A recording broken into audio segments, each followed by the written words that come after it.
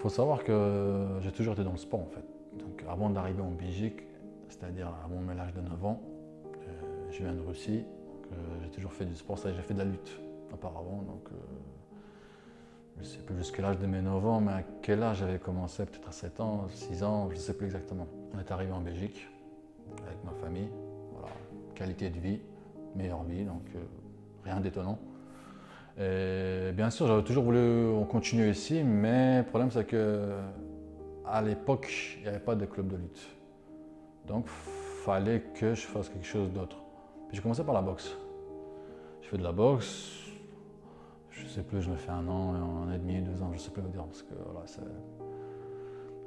j'avais quoi, à peine 10 ans. Il faut savoir que je suis un fan de foot.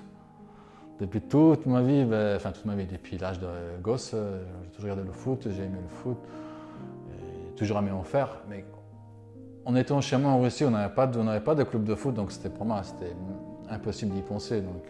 Et une fois arrivé ici en Belgique, je savais que dans la région, il existait des clubs de foot, amateurs. Hein. Vu que c'était un peu ma passion, je me suis dit pourquoi pas, je vais tenter. Alors, bouche à oreille par des voisins, voilà, ils m'ont un peu guidé. Voilà, vous avez des clubs de foot, ici, il n'y a pas loin, tu as un club de foot, tu peux tester, essayer. Mais je me suis lancé au foot en fait. Des arts martiaux, je suis passé au foot. Ouais, le foot, j'en ai fait quand même 3-4 ans. Ouais, 3 ans peut-être maximum. Je ne regrette pas, donc je ne peux pas dire que j'étais mauvais non plus. J'étais un bon joueur. Puis on a déménagé dans une autre ville. Au niveau du trajet, ça me faisait un peu loin, donc pour m'y ramener, donc je n'avais pas toujours la possibilité, on va dire, donc j'ai dû stopper aussi le foot. On a commencé en 2011-2012, c'était le moment où j'ai commencé le judo. Donc avec le judo, à côté, il y a eu la musculation. Et c'est là que tout a commencé. J'ai fait quelques compétitions et physiquement, j'étais assez mince, sec mais mince, donc j'avais besoin de gagner en masse, en muscle, on va dire. Et c'est pour ça que sur le côté, on m'a conseillé de faire un peu tout ce qui est lié à la musculation, pour histoire de me renforcer un peu. En 2014, j'avais fini mes études. J'ai décidé de faire mes études supérieures. Et avec mes études supérieures, c'était un peu galère un peu de continuer mes entraînements de judo. Pourquoi? Parce que c'était assez loin de chez moi, c'est-à-dire que j'avais au moins 40 minutes d'aller-retour en train. Et je finissais assez tard. Et vu que mes entraînements, c'était à partir de 18h, donc c'était un peu... Au niveau des horaires, ça n'allait pas. La dernière option, c'était continuer à la muscu parce que j'étais plus flexible et au niveau des horaires, j'avais pas de problème, tu vois. Ouais, c'est comme ça que je suis resté dans la muscu. Il faut savoir que mon père, il en faisait aussi à ce moment-là parce qu'il en fait depuis des années et c'est un peu grâce à lui que qui m'a un peu aidé au début parce que je voyais un peu comment lui fonctionnait au niveau de l'alimentation. Moi, j'allais m'entraîner avec lui, donc c'est lui qui m'a un peu lancé vraiment dedans, on va dire. Au fur et à mesure, à partir de 2013-2014, j'ai continué la musculation, voilà, assez régulier et sérieux surtout. Et voilà, c'était à l'époque-là, je suivais des personnes via les réseaux, donc j'avais des préférences des physiques. Et celui qui m'a le plus marqué à l'époque, c'était Erko. Je pense que certains doivent le connaître. Bon, il vient de Belgique aussi, tout comme moi, tout simplement. En 2016, il y a eu une expo aux Pays-Bas. Et ce jour-là, il y avait ce gars-là, il y avait Erko qui était présent. Du coup, voilà, j'ai pas réfléchi avec un autre pote à moi. Je me suis dit, on y va, comme ça je le vois. J'ai envie de le voir en vrai, me comparer un petit peu avec lui. Voilà. Et j'arrive le jour, c'était un dimanche, quoi. On arrive là, donc j'étais un peu excité de le voir en vrai. Une fois l'avoir rencontré, voilà, on s'est parlé un peu, j'ai fait ma photo. Il m'a un peu félicité, on va dire, pour mon physique, le physique que j'avais auparavant. Donc c'était quelque chose pour moi. Et il m'avait donné un t-shirt en plus. Voilà, il m'a dit voilà, je te l'offre ça pour voilà, un t-shirt offert par lui, donc tout content. Donc voilà, le soir même, je pensais qu'à ça en fait, voilà, photo, Instagram, tout ça. Et je lui en ai parlé même, comme quoi je savais qu'il y avait son magasin ici à Anvers, comme quoi on allait passer avec un pote, voilà, histoire de discuter. Il m'a dit ouais, quand tu veux, plus toi, tu as tes qualités, tu peux aller loin, il faut que tu commences, viens, tu passes, on discute. puis avec mon pote, je pense que c'était un mois après, je sais plus, voilà, on s'est mis d'accord, on dit on y va. Donc une fois sur place, voilà, on a eu notre rencontre. Et c'est là en fait que tout a commencé. Pour moi, de me développer sur le réseau, parce qu'il m'a un peu motivé dans le sens, voilà, en me disant que voilà, tu as le physique, tu es jeune, tu peux aller loin. Donc là, ça restait en tête. Et depuis ce jour-là, voilà, j'ai commencé à un peu travailler sur mes réseaux, c'est-à-dire faire des vidéos, poster plus de photos. Au fur et à mesure, par des contacts, j'ai eu mon partenaire avec Prozis. Oh, c'était le début pour moi, on va dire. Une marque qui me contacte, tu sais, as ton code promo de 10%, là, tu te dis, bah, je sais plus, j'avais 22 ans, 23 ans, tu sais, il n'y avait personne encore dans mon entourage. Tu es le seul à avoir ce code. Et puis, au fur et à mesure, bah, il y a eu Bodytime en fait. Voilà. C'était un an après, en 2017, ouais, je me souviens comme il y a eu Bodytime. Je ne sais plus, c'est moi ou c'est eux qui m'ont contacté. Voilà, c'était le premier partenaire, c'était « on va des fringues, voilà, Zahour, c'est gratuit, tu fais des photos. » Je sais que demander de mieux, tu vois. Donc ils m'ont fait confiance et encore jusqu'à aujourd'hui, on travaille encore ensemble. Hein. D'ailleurs, je leur remercie énormément. En 2018 déjà, j'ai fait mes formations en tant que coach et voilà, je commençais à travailler en tant que personal trainer. Et encore aujourd'hui, hein, c'est mon métier. De ma passion, je fais mon métier. Je n'en regrette pas, je suis même fier. Puis j'ai fait des formations chez moi, en Russie. Donc tout ce qui est donc, coach diététicien. Donc c'est vraiment une base des bases, voilà, pour que tu puisses te lancer dedans. J'en fais encore, donc j'ai passé le REPS 3 aussi là, récemment. Et je ferai encore et encore. Donc de toute façon, on apprend tous les jours, comme on dit.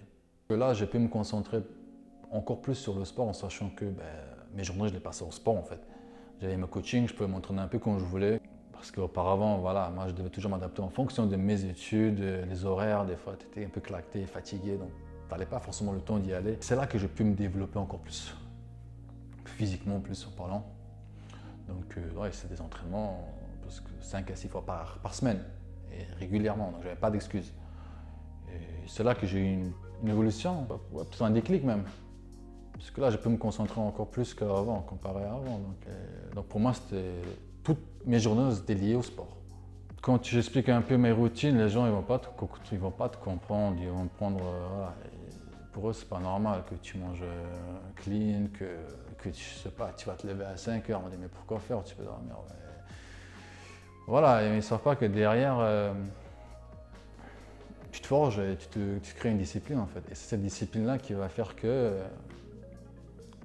va te permettre d'aller loin et de différencier aux autres. Il faut savoir que tout ce que je fais au jour d'aujourd'hui, personne ne me force, donc je le fais par ma propre volonté. En fait, c'est un mode de vie. C'est un mode de vie. Je suis fier de le dire. Pourquoi? Parce que je ne connais pas grand monde qui a le même mode de vie que moi, sans faire le gars. Je sais que c'est pas facile, mais j'ai dû travailler derrière tout ça. J'ai dû faire ça pendant des années et au jour d'aujourd'hui, je peux dire. C'est un jeu d'enfant pour moi. Ouais, je suis un peu fier quand même, un petit peu, d'avoir atteint cet objectif, même si on ne sera jamais satisfait, quoi. On veut toujours plus. Je ne veux pas être meilleur qu'un tel ou un tel. C'est moi contre moi, en fait, tout court. Donc moi, ce que je cherche, c'est me surpasser. J'essaie de me surpasser tous les jours. Que ce soit dans la diète, au niveau des entraînements, au niveau de ma routine, au niveau de voir comment voir les choses différemment. Donc voilà, mais je t'ai dit par exemple au jour d'aujourd'hui, je lis des livres, un truc que j'ai jamais fait auparavant. Voilà, là que je peux dire, étant fier, voilà, j'ai fait des efforts que je ne pensais pas faire avant. Donc ça m'a beaucoup aidé en fait.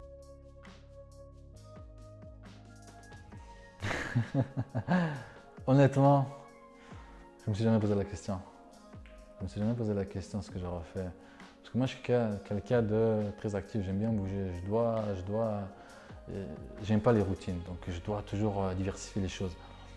Et là, au jour d'aujourd'hui, voilà, musculation, dans le fitness, dans le salle de travail, dans le salle de sport, tu rencontres des gens, tu vois des gens, donc tu es toujours en mouvement. Donc, c'est ça ce côté-là que j'aime bien. Les études que j'avais fait auparavant, j'ai fait du tourisme. Donc j'avais fait mon stage en dernière année, c'était dans un hôtel. En gros, j'étais assis à la réception et je suis assis toute la journée en fait. Je prends note, je dis bonjour, au revoir au client, donc, classique. Et là, je me suis rendu compte que je ne pourrais pas faire ça. Et j'ai toujours parti du principe que je préfère même gagner moins, mais faire un truc qui me plaît, où je prends du plaisir. Et vu que moi, ma passion, c'était le sport depuis déjà tout jeune âge, hein. C'est pour ça que par la suite, j'ai fait mes formations de tout ce qui est coaching. J'ai pas hésité, je me suis lancé en tant qu'indépendant. Oui, j'avais mes risques. Tu commences, tu n'as pas de clients, donc il faut que tu fasses ta clientèle, il faut que tu fasses tes preuves, mais il y a des risques à tout, hein.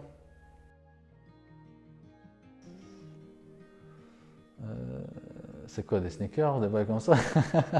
Ouais, j'ai un petit faible pour tout ce qui est le sucre, donc tout ce qui est les friandises, ouais, les sneakers, des trucs. Ouais, sneakers, des bounty, des bails comme ça. Mais c'est pas pour autant que la semaine je craque. Donc, vous voyez que mentalement, même si j'ai un petit faible ou pas, je tiens. Donc c'est pour ça que une fois le dimanche, j'ai la conscience tranquille, je peux manger 10 comme je peux en manger 2, donc j'ai pas de problème derrière. Ouais, j'ai un petit faible tout ce qui est les friandises et les frites, je le cache pas. Voilà.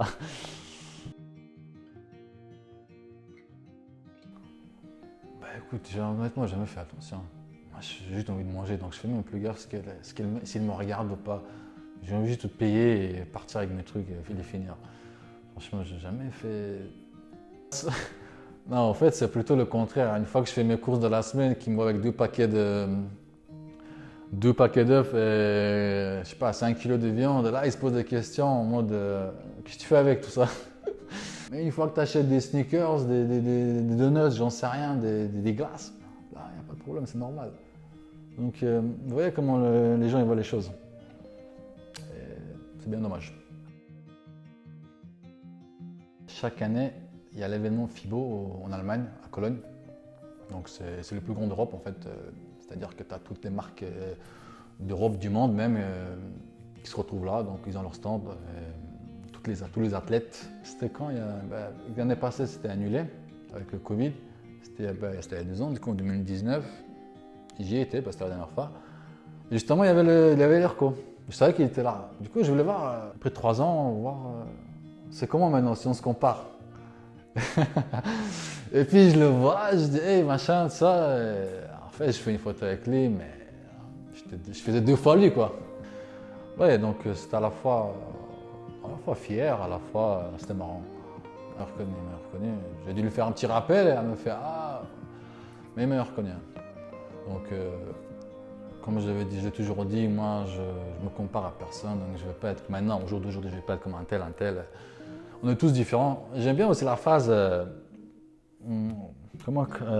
phrase qui dit que essaie d'être toi-même, les autres sont déjà pris. Et je trouve elle est forte la phrase. Pourquoi? Parce que nous, on veut être toujours comme quelqu'un d'autre. Alors qu'on a tellement à travailler sur soi-même. Ce qui fait ma force aujourd'hui, c'est les personnes qui m'entourent en fait. J'ai de la chance d'avoir quelques personnes qui étaient toujours derrière moi, qui sont derrière moi encore aujourd'hui. Et c'est important, je trouve, d'avoir ton entourage qui croit en toi. Tu as même envie de réussir pour eux en fait. Tu vas réussir dans tes projets, donc c'est un plus. C'est un plus de s'entourer des personnes qui te font confiance, à qui tu peux faire confiance aussi. Vous pouvez me trouver sur Instagram, sur ma page Facebook de Zao Personal Trainer et sur YouTube. Tu vois, quand tu me poses une question comme ça, quand j'y réfléchis, je vais me perdre, tu comprends ou pas? Donc c'est pas tac. Ok, qu'est-ce que je pourrais dire? Là, je vais bégayer, je vais bugger, je vais réfléchir 4 fois. Non, je fais classique, rester motivé. Non, je vais pas faire comme les autres là.